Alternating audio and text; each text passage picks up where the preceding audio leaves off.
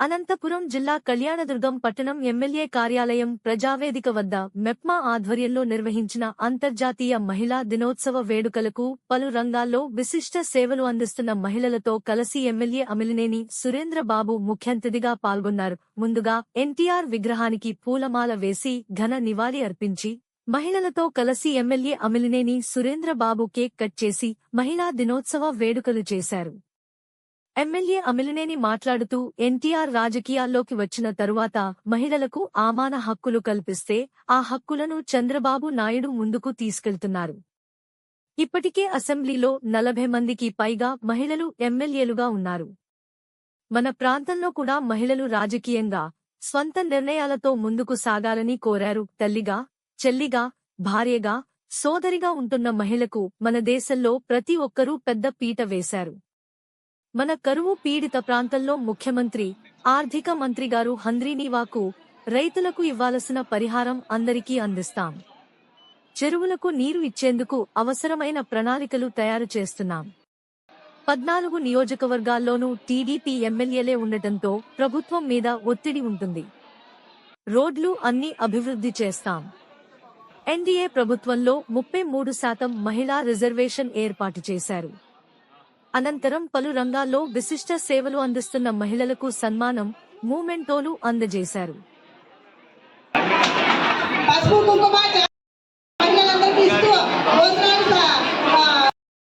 చిన్న విషయానికి చాలా సున్నితంగా ఉన్నారు. ఫీల్డ్లో పనిచేస్తున్న నా మహిళా సోదరు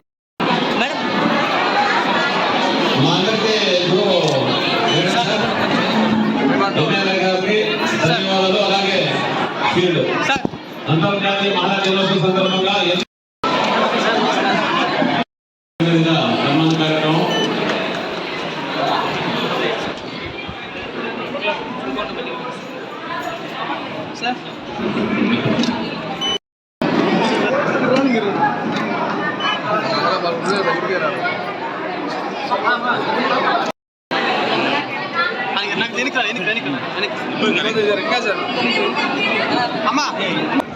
మహిళా అంతర్జాతీయ మహిళా దినోత్సవం రోజు ఈరోజు మీ ముందు ఉండడం నిజంగా నేను గర్వంగా భావిస్తున్నాను.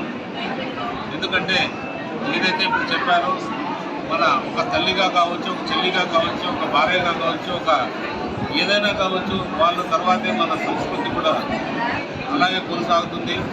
ఎందుకంటే మన భారతదేశం కూడా మహిళకి ఇచ్చే గౌరవం అంతా ఇంత కాదు.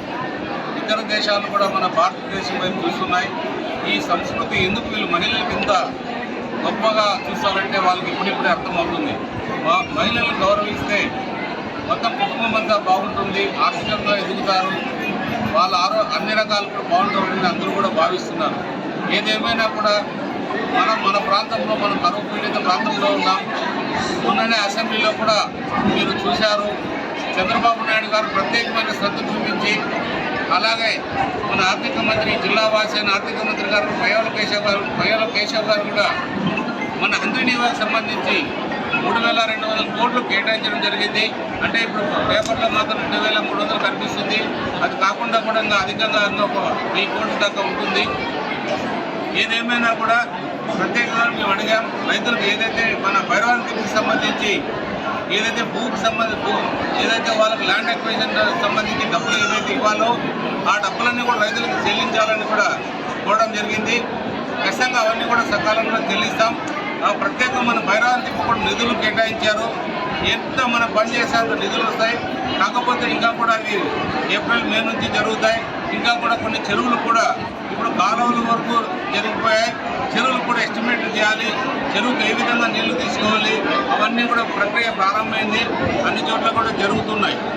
ఏదేమైనా కూడా మనం అనవసరంగా వచ్చి ప్రజల ముందు అది చేస్తాం, ఇది చేస్తాం అనే దానికన్నా ఏదైతే ప్రజలు చెప్పామో అవన్నీ ఒకటొకటిగా నెరవేర్చడానికి ప్రయత్నం చేస్తున్నాం.